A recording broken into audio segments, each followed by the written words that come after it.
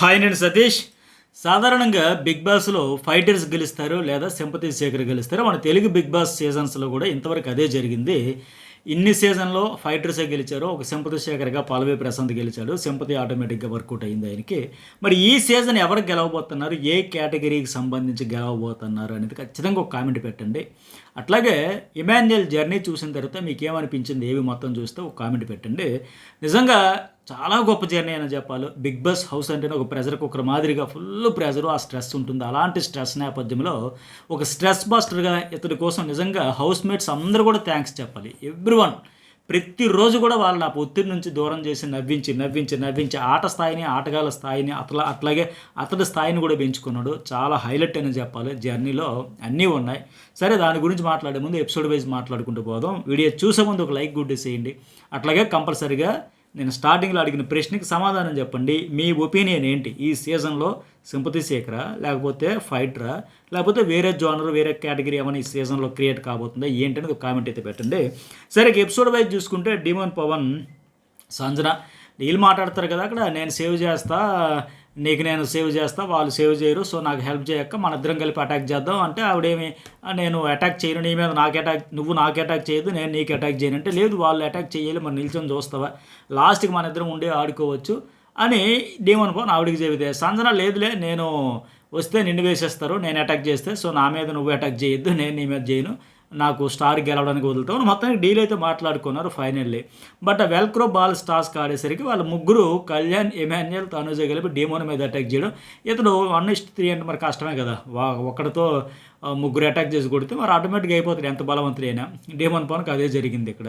ఆ తర్వాత ఓకే ప్రయత్నం చేశారు, ఓడిపోయాడు. బట్ సంజనా వర్సెస్ డీమోన్లో కూడా మరి నువ్వు ఎందుకు సపోర్ట్ చేయలేదు, నాకు చిరాకు వస్తుంది, నేను ఫ్రస్ట్రేట్ అవుతాడు, కోపం అవుతాడు. బట్ ఆవిడ ఏం చెబుతుందంటే, నేను నీ మీద అటాక్ చేయలేదు, నేను సేఫ్ ఉండాలనుకున్నా, నేను ముందే చెప్పాను కదా అంటుంది. బట్ ఆయన ఏంటి మరి చెయ్యకపోతే ఎట్లా? ఆయన ఇంటెన్షన్ ఏంటి? డీమోన్ పవన్ యాక్చువల్గా లాస్ట్ వరకు ఉంటే సంజనాకి ఇచ్చేద్దాం అనుకున్నాడు ఆయన. ఆ మాట చెప్పాడు. ఆ తర్వాత కూడా ఈవిడ వచ్చి సంజన కూడా మనకి ఇక్కడ ఎపిసోడ్లో చూపలేదు కానీ లైవ్లో జరిగినప్పుడు ఫైనల్లీ ఆ డీమోన్ కూడా సారీ చెప్పిద్ది, అట్లా కాదు తమ్ముడు, నేను అటాక్ చేస్తే ఫస్టే తీసేస్తారు కదా. ఆవిడ స్ట్రాటజీ ఒక రకంగా మంచిదైంది. లాస్ట్ రౌండ్ వరకు కళ్యాణ్ వరకు ఆడుకుంటూ రాగలిగింది. ఎందుకంటే ముందు ఆవిడ దూరలేదు కనుక, సరే నేనైతే సేఫ్ జోన్లో ఉండాలి, నేను ఎవరిని అటాక్ చేయకపోతే నన్ను అటాక్ చేయరు కదా లెక్క ఆవిడ తప్పుకుంది. లాస్ట్లో టఫ్ ఫైట్ అయితే ఇచ్చింది, కళ్యాణ్తో మంచిగానే ట్రై చేసింది మ్యాక్సిమం. అయితే డీమోన్ పవన్ కూడా ఆయన పాయింట్ ఆఫ్ వ్యూలో క్లారిటీ ఇచ్చాడు. బట్ ఏంటంటే ఒక్కడే ముగ్గురు మీదకి విసిరితే మరి ముగ్గురు తక్కువది అంటారు, 3 దిక్కుల నుంచి డిఫెండ్ చేసుకోవడం కష్టం కదా ఎంత బలవంతుడైనా సరే. సో ఫైనల్ అయితే అవుట్ అయిపోయాడు. కానీ డీలు ఓకే, బట్ ఇంకా అండర్స్టాండింగ్తో వెళ్ళి ఉండాల్సిందే. సరే, వాళ్ళు కూడా ఏమందులో సరదాగా ట్రీట్ కోసమే కదా అన్నట్టుగా లైట్ తీసుకుని ఆడుతున్నారు, ఆడాలిగా టైం పాస్ కోసం అని మాదిరిగా. అలాగే second round Tanuj out, third round Emmanuel out, finally వీళ్ళిద్దరిలో కళ్యాణ్ విన్ అయ్యాడు కదా. ఇక ఎమాన్యుయల్ జాతకాలు అయితే హైలైట్ కదా. సంజనకి 55 సినిమాలు ఎట్లా తెలుసు అంటే వికీపీడియా అంటే కాదు, రోజు గొడవైనప్పుడల్లా నువ్వే చెబుతావు కదా, అట్లా చెప్పడం. ఇంట్లో అందరూ నామినేషన్ చేస్తారు నిన్ను, పైగా నిన్న సోది చెప్పాడు కదా ఆవిడికి, సోది చెబుతానమ్మ సోది నా ఎముక బోన్ పట్టుకొని. సో అది చూసి బిగ్ బాస్ ఇతనితోనే జాతకాలను బాగుందా, పోపు గొడవ, మిడ్ వీక్ ఎలిమినేషన్ రేఖ, కొడుకు రేఖ, ఇవన్నీ బాగున్నాయి, ఫన్నీగా కనిపించి. అట్లాగే డీమోన్ గురించి కూడా సెటైరికల్గా వేసాడు.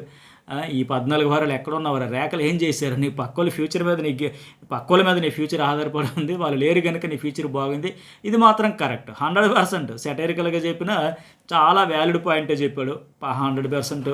అట్లాగే ఫైర్ స్ట్రోమ్ వచ్చే ముందే ఎలిమినేట్ అయ్యి ఉంటే ఇంకా బాగుండేది. ఆ ఫైర్ స్ట్రోమ్తో కూడా మళ్ళీ కాంపిటీషన్ సెట్ అయ్యి ఉండేదేమో, మరి అట్లా బాగుండదో చెడిపోయేదే. కానీ మొత్తానికి ట్రాక్ను వదిలేసి ఉంటుంటే గేమ్ ట్రాక్లో పడి ఉండేవాడు, బాగానే ఉండేది. అట్లా కాకుండా మళ్ళీ మిస్ యూ అనగానే కరిగిపోయి ఏడ్చేసావు, ఆమె ముందుకు వచ్చేసింది. సో అది కరెక్టే. ఆయన జర్నీ గురించి ఆయన స్టైల్లో ఫన్ మోడ్లో సరదాగా చురకలన్నీ అంటించాడు. అయితే డీమోన్ పవన్ కూడా అర్థమైంది మనకి. ఎక్స్ట్రా కట్స్లో కూడా తనుజ అతను అదే మాట్లాడతారు. ఆయనకైతే పాపం బాగా ఇప్పుడు పశ్చాత్తాపడతా ఉన్నాడు. ఈ సీజన్ ఎట్లా అయిపోయింది, ట్రాక్ లేకపోతే బాగుంది లేక చాలా ఆలోచిస్తూ ఉన్నాడు. ఆ తనుజ కూడా అరే ఇది రియాలిటీ షోలో వచ్చిన ఆపర్చునిటీ, గోల్డెన్ ఆపర్చునిటీ, ఒకసారి వస్తుంది, మళ్ళీ రాదు, వినియోగించుకోవాలి. ఫ్రెండ్స్ బయట ఉంటారు మనకి, ఇక్కడే కాదు అక్కడ చూసుకోవచ్చు అంటే, అట్లా కాదు, నేను రియల్ ఎమోషన్స్ ఫీలింగ్స్ వస్తే ఎదురుగుండేటప్పుడు తట్టుకోలేం కదా, కంట్రోల్ చేసుకోలేం కదా, అట్లా కాదురా, ఆ రీతితో ఉంటూనే నువ్వు ఇప్పుడు ఎలాగున్నావు అలాగుంటుంటే బాగుండేది కదా అని ఆవిడ కూడా చెబుతుంది. బట్ ఏం పేరైనా డీమోన్ పవన్కి అర్థం కాలేదు ఎన్ని రోజులు ఎవరైనా చెప్పినా. ఇప్పుడు అతనిలో ఉన్న కొత్త డీమోన్ పవన్ అంటే మనం కొత్తగా కనిపిస్తుంది, హౌస్ మేట్స్ కొత్తగా కనిపిస్తుంది, ఇదేదో ఫస్ట్ నుంచి ఉంటే బాగుండు కదని ఫీలింగ్ వస్తుంది. అందరూ కూడా అదే మాట్లాడుతున్నారు. ఆయన కూడా రియలైజ్ అయ్యాడు. బట్ ఇప్పటికే లేట్ అయిపోయి, అయితే విన్నర్ మెటీరియల్ ఉండాల్సినోడు. ఆ తనుజ గురించి అందరి గురించి కూడా సాటైరికల్గా చెప్పిన ఆవిడ గురించి మొత్తం పొగడతలే కురిపించేశాడు. అందాల రాక్షస్ అన్నాడు, చెయ్యి బాగుంది అన్నాడు, చిట్టుగుండె మీద ప్రేమ అంటూ కాఫీ షాప్ ఓడి మీద ప్రేమ అవి అని చెప్పేసి కళ్యాణ రేఖ అని సిక్స్ ప్యాక్ అతని గురించి అతను చెప్పుకున్నాడు సాటైరికల్గా. సిక్స్ ప్యాక్ ఉండదు, లాంగ్ హెయిర్ ఉండదు, బట్ కామెడీ కంపోజ్డ్గా అట్లా ఇట్లా అని చెప్పేసి గతంలో ఫ్లట్ చేసినట్టుగా ఫ్లట్టింగ్ టైప్ అనిపించే కళ్యాణ్ గురించి కూడా ఇది చెయ్యరా, వాడికి రేఖలే లేవు, నీకు చెయ్యలేదంటే నీ గేమ్ కూడా ఏం కనబడట్లేదని మాదిరిగా ఇండైరెక్ట్గా సాటైరికల్గా జోష్యం అయితే చెప్పాడు. సరే ఇక మోస్ట్ ఎనర్జెటిక్ పర్ఫామ్ చేసిన కంటెస్టెంట్కి ఇవ్వాలంటే బిగ్ బాస్, ఎందుకంటే ఆవిడ కూడా నేను రిక్వెస్ట్ చేసుకుంది, మీకు అందరికీ ట్రీట్ వచ్చింది, నాకు రాలేదు, నాకు కూడా ఇవ్వండి అని. మరి వాళ్ళకు కూడా అన్నీ వచ్చినాయి కనుక ట్రీట్ వచ్చింది, ఆ ఫోటో వచ్చింది, వాళ్ళిద్దరికి బయట వచ్చింది, ఆడియో బయట, వాళ్ళ వీడియో బైట్స్ వచ్చాయి కదా, ఈ డీమోన్కి వాళ్ళ బ్రదర్ది, సంజనాకి ఫోటో, తనుజకి ఫోటో, ఇవన్నీ వచ్చాయి కనుక ఇతనికైతే ఇచ్చారు ఛాన్స్. నిక్కీ గలరని తెలుసు కదా, ఈవిడ కూడా హీరోయిన్గా చేసింది. అట్లాగే ఆది పినిశెట్టి వాళ్ళ వైఫ్ కదా, అంత బాగుంది, బ్లెస్సింగ్స్ అంతా ఉన్నాయి. 4-5 వారాల్లో వచ్చేస్తాం అనుకుంటే ఇన్ని వారాలు ఉన్నా బాగుందని చెప్పేసి ఎఫర్ట్స్ అంతా బాగుంది, చాలా బాగా ఆడుతాను, ఇంక అంతా చెప్పింది కదా, ఆవిడ కోరుకున్నట్టుగా సెకండ్ లైఫ్ కోసం వచ్చావు కదా, ఆ బ్యూటిఫుల్ గ్రాఫ్ ఉంది, గుడ్ ప్రోగ్రెస్ ఉంది, అంత మంచిగా చెప్పింది ఆవిడ, అంత కరెక్టే, మనం చూసినాం. అది నిజంగా సెకండ్ లైఫ్ కోసం వచ్చింది. ఆ సెకండ్ ఇన్నింగ్స్ అయితే ఈ సీజన్ అయిపోయిన తర్వాత బాగుంటుందేమో, అత్త క్యారెక్టర్లో, మదర్ క్యారెక్టర్లో ఇట్లాంటివన్నీ బాగా వర్కౌట్ అయితే ఏమి సీరియల్స్ లేకపోతే సినిమాల్లో కూడా క్యారెక్టర్ ఆర్టిస్ట్గా మళ్ళీ సెటిల్ కావచ్చేమో. మొత్తానికి ఐడెంటిటీ కోసం వచ్చింది, నిజంగా 0 ఎక్స్పెక్టేషన్స్తో వచ్చి ఎరగొట్టేసింది, అందుకే ఇంతవరకు వచ్చిందని కూడా క్లియర్గా వాళ్ళ చెల్లి కూడా ఫుల్ హ్యాపీగా ఫీల్ అవుతుంది. ఒక సాటిస్ఫాక్షన్ అది కనిపిస్తూ ఉంది, ఆ జెన్యున్ ఫీలింగ్స్. ఇమాన్యుయల్కి కూడా నాకు కరాటే వచ్చి జాగ్రత్తగా మీ మమ్మీతో అని ఒక వార్నింగ్ కూడా ఇచ్చేసింది. ఇక ఇమాన్యుయల్ ఏవి ఎంత బాగుంది కదా, చాలా బాగుంది కదా. అయితే టాస్క్లు, ప్రాపర్టీస్, ఫొటోస్, మెమరీస్ అన్నీ చెప్తాను. జిల్లా పరిషత్ నుంచి వచ్చి నిజంగా బ్రెయిన్ వాడి చాలా తెలివిగా ఆడుకుంటూ వచ్చాడు. ఆ బిగ్ బాస్ కూడా మంచిగా చెప్పాడు, అతని మాటల్లో కూడా ప్రతి ఎమోషన్ అనుభవంలోకి వస్తేనే జీవితం నిండుగా మారుతుందంటే ఇతనికి అన్ని ఎమోషన్ ఉన్నాయి. హ్యూమర్తో పాటు అక్కడ హోస్ట్ ఒక దగ్గర చెప్పినట్టుగా ఎమోషన్ కూడా ఎక్కువే వచ్చింది. అట్లాగే బాధ, కోపం, నిరాశ, ఓటమి నుంచి పారిపోవాలని చూస్తారు కానీ సాధ్యం కాదు. అవి భరిస్తూనే ఇక్కడ అందులోకి బిగ్ బాస్ హౌస్లో అవన్నీ ఫేస్ చేయాల్సిందే. అన్నీ వస్తాయి, కట్టలు తెంచుకునే కోపం వస్తుంది, నిరాశ వస్తుంది, ఓటమి వస్తుంది, బాధ వస్తుంది. అవన్నింటిని దాటుకుంటూ స్ట్రాంగ్గా ఉండేవాళ్ళే ఇంతవరకు రాగలుగుతారు. ఆ రెట్టింపు ఉత్సాహం కావాలని, ఆనందం కావాలి. అది ఇతనికే కాదు, ఆ ఆనందం ఇతని వాళ్ళ హౌస్ అందరికీ పంచాడు, ఆడియన్స్ అందరికీ పంచాడు. ఈ సీజన్ని ఇమాన్యుయల్ లేకపోతే సీజన్ 9 మనం చూడగలమా అనే పరిస్థితి. ఇది మాత్రం 100% వాస్తవం. ఏ రోజు నవ్వలేదు మనం, ఏ ప్రోమోలో నవ్వలేదు మనం, ప్రతిరోజు నవ్వించాడు. రియల్ ఎంటర్టైనర్ అనిపించుకున్నాడు 100%, నో డౌట్. అతడు నవ్వులు పంచడం వల్ల మిగతా వాళ్ళు కూడా స్ట్రెస్కి దూరం అయిపోయారు, రిలాక్స్ అయిపోయారు. లేకపోతే నేను స్టార్టింగ్లో చెప్పినట్టుగా ఆ ప్రెషర్ కుక్కర్లో ఉండేదానికి ఇలాంటి స్ట్రెస్ బస్టర్ ఉండడం వల్ల సగం జర్నీ వాళ్ళకి తేలిక అయిపోయాయి. ఒక దశలో ఏమైపోయిందంటే మనం ఇమాన్యుయల్ చుట్టూ ఉంటే, ఇమాన్యుయల్తో ఉంటే చాలు, మనకి స్క్రీన్ స్పేస్ వస్తుంది, కంటెంట్ వస్తుంది, ఎంటర్టైన్మెంట్ అవ్వచ్చు, జోవియల్గా వెళ్ళిపోవచ్చు. ఓన్లీ ఎంటర్టైన్మెంట్ యాంగిల్లోనే కాదు, ఏమి టాస్కుల్లో పర్ఫార్మెన్స్ కూడా అతని టీంలో ఉంటే బాగున్ను, అతడితో టైఅప్ అయితే బాగున్ను, అతడితో పార్ట్నర్గా ఉంటే బాగున్ను అనే స్థాయిలో ముద్ర వేశాడు ఆయన. సో అట్లాగే బిగ్ బాస్ చెప్పినట్టుగా కష్టాలు అనుభవించిన వాళ్ళకి చిరునవ్వులు బలం తెలుస్తుంది. అంటే ఆయన అనుభవించిన కష్టాలన్నీ ఇన్న రియల్ లైఫ్లో వాళ్ళ మదర్ ఇతన్ని కనడానికే భయపడి ఫుడ్ పెట్టలేని పరిస్థితుల్లో, ఆర్థిక ఇబ్బందుల్లో అయితే చిన్న చిన్న ఆకుకూరలు, కాయగూరలు అవన్నీ అమ్ముతూ, మూటలు మోస్తూ, కూలీ నాలి దొరికిన పనిలా చేసుకుంటూ అంత రఫ్ అండ్ టఫ్ లైఫ్ నాది అనిపించానని చాలాసార్లు చెప్పినట్టుగా హైదరాబాద్ వచ్చి ఒక ఎంటర్టైనర్గా అక్కడ కూడా చాలా స్ట్రగుల్స్ ఫేస్ చేసుకుంటూ తన ఐడెంటిటీ కోసం అంత కష్టాలు అనిపించుకుంటూ కూడా వచ్చాడు. చూడండి, నిజంగా గ్రేటే. ఈ స్థాయికి వచ్చి ఒక ఎంటర్టైనర్గా, ఒక కమెడియన్గా ప్రూవ్ చేసుకున్నాడు. అయితే ఏ రోజు కూడా అతను సానుభూతి కోసం ట్రై చేయలే. ఇన్ని కష్టాలు ఉన్నాయి, ఇన్ని ఆర్థిక ఇబ్బందులు ఉన్నాయి, ఆ స్థాయి నుంచి వచ్చాను అని దాన్ని కూడా అవన్నీ ఒక మెమరీస్ కింద, స్వీట్ మెమరీస్ కిందకు చెప్పుకున్నాడు తప్ప నాకు చాలా విషాదం ఉంది, చాలా కష్టాలు అనుభవించాను అని చెప్పేసి ఏనాడు కూడా దాన్ని సానుభూతి కింద మార్చుకుందామని ట్రై చేయలే. వాళ్ళ మదర్ కావచ్చు, ఇతడు కావచ్చు.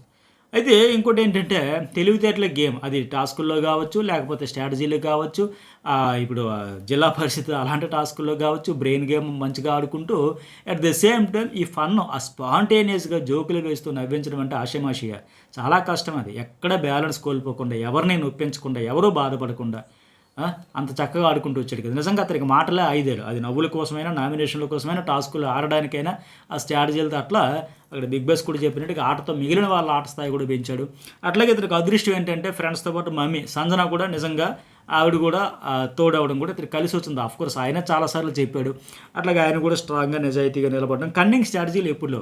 ఇమాన్యుయల్ ఓవరాల్ జర్నీలో బాధాకరం ఏంటంటే విన్నర్ కాలేకుండా పోతున్నాడని ఒక బాధ. At the same time negativity లేదు కదా. నెగిటివ్ ఏమైనా ఉందా? ఇమాన్యుయల్ ఏంటి ఇట్లా చేశాడు, ఇమాన్యుయల్ ఏంటి అట్లా చేశాడు, ఇంత కన్నింగ్ ఆడేడేంటి, ఇట్లాంటి వేసం అయితే కూడా ఉండదు కదా. స్ట్రైట్ ఫార్వర్డ్గా ఆడుకుంటూ పోయాడు, సేఫ్ గేమ్ ఆడుకుంటూ వచ్చి కానీ నెగిటివ్ అయితే లేడు. నిజాయితీగా ఆడుకుంటూ వచ్చాడు, ఎంటర్టైన్ చేయాలనుకున్న పరితపించిపోయాడు. ఇది కనిపించింది మనకి. బిగ్ బాస్ కూడా ఇంత షార్ప్గా బుర్ర ఉంటే జుట్టు ఎక్కడ ఉంటుందని పనిచేశాడు. అట్లాగే జుట్టు, చదువులో ఆడంబరాలు అక్కర్ల వ్యక్తిత్వం అంటే అది కనబడింది. ఎలాగోలా గెలిచాడు కదా. అయితే కష్టాన్ని నమ్ముకున్నాడు, ఇలా తెలివిని నమ్ముకున్నాడు. అట్లాగే తప్ప ఏదో ఒక రకంగా లూప్ లైన్స్ వెతుక్కుందాం, డొంక తిరిగి గెలిచేద్దాం, వితండవాదం చేద్దాం, ఇట్లాంటివన్నీ లేకపోయి మొత్తానికి వాళ్ళ అమ్మగారు చెప్పినట్టుగా ఒక కమెడియన్గా ఎంటర్ అయ్యి హీరోగా తన ముద్ర అయితే వేశాడు. ఏవి కూడా చూడండి ఎంత జోస్ ఉంది. ప్రతిరోజు ప్రతి ఎపిసోడ్ ప్రతి ప్రోమోలో కూడా కామెడీ కదా. స్టార్టింగ్ ఇల్లు ఎంత ఉంది, ఎవరు క్లీన్ చేస్తారంటే ఆయనకే వచ్చింది క్లీనింగ్ బాధ్యత. 6 ప్యాక్ అయిపోద్దాము అన్నట్టుగా. అట్లాగే సుమన్ ఇమిటేషన్, సుమన్ గురించి మనం చాలా ఎక్స్పెక్ట్ చేస్తే ఆయన కామెడీ లేదు, అతను ఇమిటేషన్ చేస్తే ఇతనే కామెడీ చేశాడు. అట్లాగే స్టార్టింగ్లో ఉప్పల్ బాలుని ఇమిటేషన్ చేశాడు. తనుజ్ అయితే ఫ్లట్, జోక్స్, పంచులు ఎంత కామెడీ. వైల్డ్ కార్డ్ ఒక్క దేవతను పంపించండి, ఇద్దరు అందగత్తులు పంపించి ఇద్దరు దేవతలు పంపించామని మురిసిపోతా. అట్లాగే సంజనాతో మదర్ బాండ్, ఇటు బాండ్ ఉంది, అటు ఇమిటేషన్ ఉంది, అటు ఫ్లట్టింగ్ చేస్తూ వాళ్ళతో అసలు ఎవరితో కామెడీ చేయలే. టాస్క్లు ఆడాడు, అన్నీ ఆడాడు, ఒక చిరుత పుల్లా దూకాడు. ప్రతి టాస్క్ కూడా గెలిచాడు. బహుశా నాకు తెలిసి ఇన్ని టాస్కులు గెలిచిన ఏకైక కంటెస్టెంట్ ఇతడేనేమో. 3 సార్లు కెప్టెన్ అయ్యాడు. అలాగే ఈ రెండోసారి మొన్న ఇమ్యూనిటీ కోసం తనుజ, సంజన వీళ్ళందరూ ఆడారు కదా ఫైనలిస్ట్. ఫస్ట్ కళ్యాణ్ అయిపోయిన తర్వాత రెండోసారి మళ్ళీ సెకండ్ ఫైనలిస్ట్. ఆ టాస్క్లు కూడా లాస్ట్ రౌండ్ వరకు వచ్చాడు. లాస్ట్ టాస్క్లో ఫెయిల్యూర్ అయ్యాడు, కానీ బ్యాడ్ లక్ కొద్దీ మొత్తానికి ఎంత బాగా ఎరగొట్టేసాడు చూడండి. సూపర్ పెర్ఫార్మెన్స్ కదా. అయితే ఇతడు దురదృష్టం ఏంటంటే ఫీడ్బ్యాక్ కూడా ఆయన బాగా ఆడాడు కాబట్టి బాగా ఆడారని హోస్ట్ కూడా అప్రిషియేట్ చేయాలి మరి, లేకపోతే వాళ్ళకి తెలియదు కదా. బాగా ఆడిన వాళ్ళు ఆడారని చెప్పాలి. అది కూడా ఒక రకమైన సేపే. వచ్చిన ఆడియన్స్ కూడా 100 థమ్స్అప్, 99 థమ్స్అప్ ఇవన్నీ ఇవ్వడంతో మిగతా వాళ్ళు కూడా అరే ప్రతి వారం పాజిటివ్ ఫీడ్బ్యాక్ వస్తుంటే పొగడతలో ముంచేస్తుంటే ఇంకేం పాయింట్స్ చెప్పుకొని నామినేషన్ చేస్తాం చేయలేరు కదా. అఫ్కోర్స్ ఇతను కూడా నామినేషన్ చేసిన రైవలరీ కొనసాగించలేకపోవడం అదొక మైనస్ అయిపోయింది. అందుకే చాలా తక్కువ టైమ్స్, కేవలం 3 సార్లు నామినేషన్లకు వచ్చి ఈ 14వ వారం అంటే అందరూ వస్తారు అతనితో కలుపుకుంటే. అట్ ద సేమ్ టైం ఏంటంటే మిగతా వాళ్ళు కూడా నామినేషన్ చేయలేకపోయారు. ఆయన కూడా నా మీద పాయింట్ లేదు మీరు చేయలేదంటే అది ఫ్యాక్టే.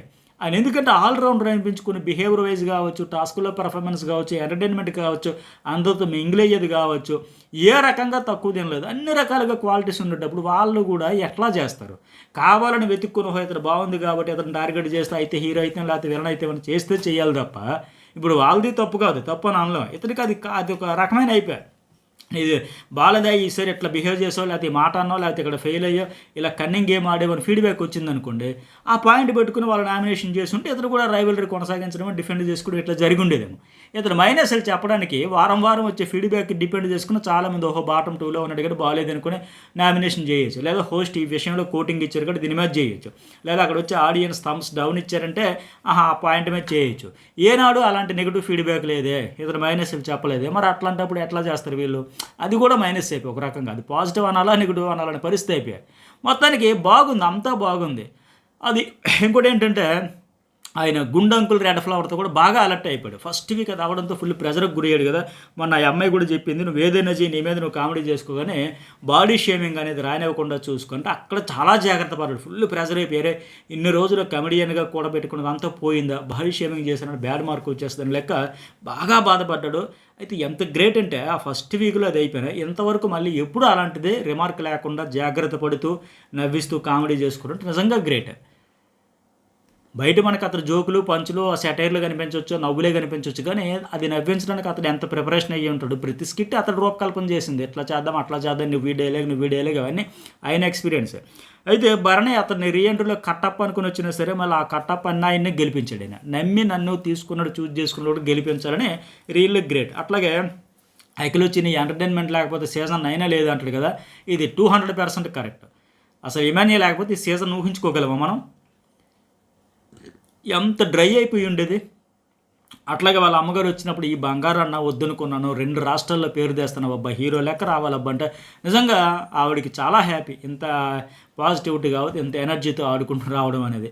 ఇక ఓవరాల్గా ఇతనికి మైనస్ పాయింట్ ఏంటంటే నేను చెప్పే కదా, ఇప్పుడు అగ్రెసివ్గా ఆడాడు, టాస్క్లను చాలా అగ్రెసివ్గా ఆడాడు. అదే అగ్రెసివ్ తోటి కంటెస్టెంట్లతో కూడా కొనసాగించుంటే బాగుండేది. నామినేషన్లు అయిన తర్వాత కావచ్చు, ఏదైనా గొడవలు వచ్చేటప్పుడు కావచ్చు, ఏదైనా స్టాండ్ తీసుకునేటప్పుడు కావచ్చు, ఆ రైవల్రీ అటాకింగ్ మోడ్లో వెళ్ళి ఉంటే బాగుండేది. అది లేకపోవడం విన్నర్ మెటీరియల్ నుంచి కాస్త తగ్గిపోయి ఇప్పుడు టాప్ 3కి ఆ స్థాయికి పరిమితం అయిపోయి. కానీ ఇప్పుడు నామినేషన్లో ఓకే వాళ్ళు చేయలే, ఇతడు చేశాడు, మిగతా వాళ్ళ మైనస్లోనే వాళ్ళకి గట్టిగా చెప్పు. ఆ నెగిటివా పాజిటివా, గుడ్ ఆర్ బ్యాడ్, వాళ్ళు పాజిటివ్గా తీసుకుంటారా నెగిటివ్గా తీసుకుంటారా, నీతో ఫ్రెండ్లీగా ఉంటారా ఉండరా, అది వాళ్ళ ఇష్టం. బట్ ఇతడు చెప్పాల్సిన ముక్కుసుటిగా గట్టిగా చెప్పి అది కంటిన్యూ చేయాలి.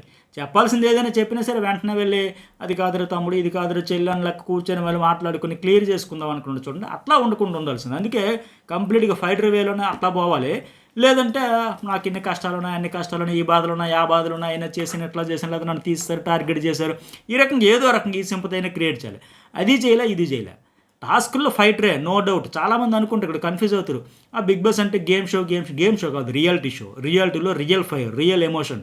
ఇతడు ప్రతివారం నామినేషన్లో ఉంటే అరే ఇంత చేసినా నాకంటే మీరు ఏం పీకుతున్నారు, ఏం పొడి చేస్తున్నారు, నాకంటే మీరు ఏమైనా ఆడిసారా అని ఒక ఫైర్ వచ్చేది, ఒక ఎమోషన్, రియల్ ఎమోషన్ వచ్చేది, ఆ స్ట్రగుల్ వచ్చేది.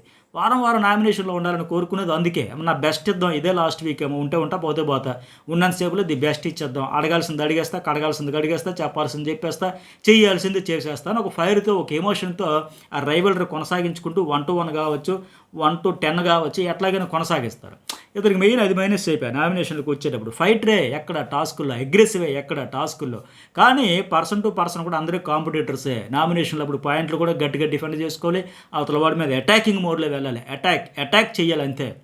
వాళ్ళు డిఫెండ్ చేసుకున్నప్పుడు నీ పై స్థాయి చేయొచ్చు, పాయింట్లు పెట్టుకుని నామినేషన్లో ఉతికి ఆరేస్తాడు బాబు, చాలా బాగా చేశాడు. ఎందుకంటే చాలామంది మీరు గమనించవచ్చు, టాస్కులు పెద్దగా పర్ఫామ్ చేయకపోయినా కూర్చొని చాలామంది విన్నర్స్ అయిపోయారు అంటారు కదా, కూర్చొని అయిపోయినా పాయింట్లు వచ్చేటప్పుడు 1-1 రైవల్రీ కొనసాగించి వాళ్ళకు ఫైటరీ అనేసి తగ్గకుండా, కాంప్రమైజ్ కాకుండా, ఏమాత్రం భయపడకుండా, వెనక్కి అడుగు వేయకుండా, అట్లా ఇతడు జర్నీలో కూడా అది మిస్ అయిపోయింది. లేకపోతే ఖచ్చితంగా 100% ఎప్పుడో మనం విన్నర్ ఇమాన్యుయల్ అనే స్థాయి వచ్చింది, వైబ్ వచ్చింది. కాకపోతే అందరితో మంచిగా వెళ్ళిపోవడంతో అతడికి నష్టం అయిపోయాయి.